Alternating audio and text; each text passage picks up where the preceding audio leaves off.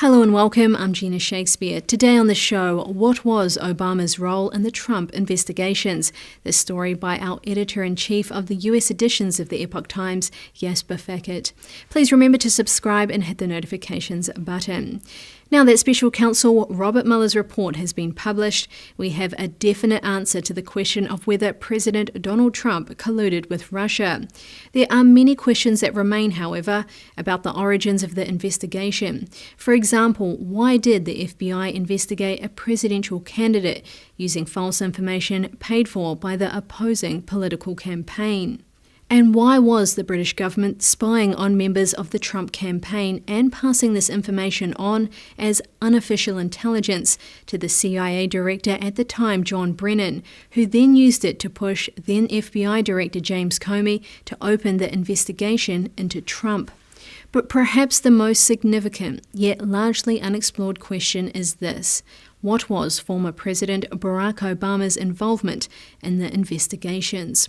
We know that several senior members of Obama's cabinet either played an active role in the investigations, were spying on the Trump campaign, or received the false information that he colluded with Russia. Obama's Secretary of State John Kerry, for example, had been made aware of the false information contained in the so-called Steele dossier. We know as much from an op-ed published by former Obama State Department official Jonathan Weiner, who said he had received the information from Christopher Steele and had passed it on to high-ranking official Victoria Nuland, who felt that the Secretary of State needed to be made aware of this material.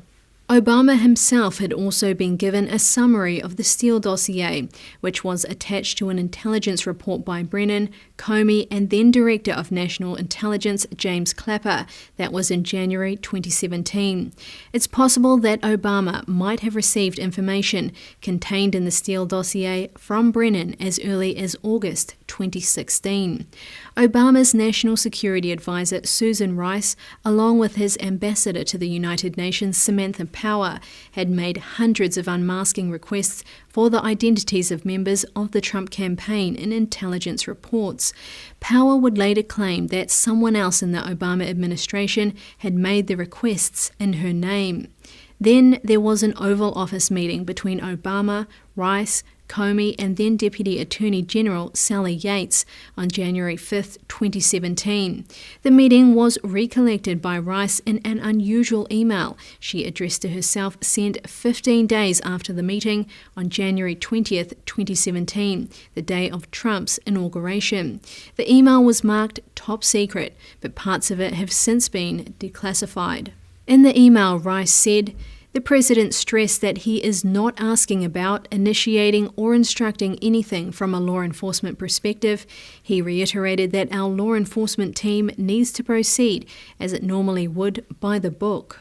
This raises the question of why Obama felt it was necessary to say those things, and why Rice felt it was necessary to recollect these statements to herself in an email on the day she was leaving the White House. Rice's email also states that Obama told the officials to be mindful to ascertain if there is any reason that we cannot share information fully as it relates to Russia with the incoming Trump administration. Does this mean that potentially vital national security information was withheld from the Trump transition team as it relates to Russia over the false Russia collusion allegations? Senator Chuck Grassley, then chairman of the Senate Judiciary Committee, and Senator Lindsey Graham felt compelled to question Rice in a February 8, 2018 letter about the email asking her, among other things, did President Obama ask about, initiate, or instruct anything from any other perspective relating to the FBI's investigation? Rice's lawyer would respond to the letter later that month, saying she sent herself the email upon the advice of the White House counsel's office. These are serious questions that deserve to be investigated. For over 2 years, the American public has been sold a fake narrative that Trump colluded with Russia to manipulate the 2016 presidential election in his favor.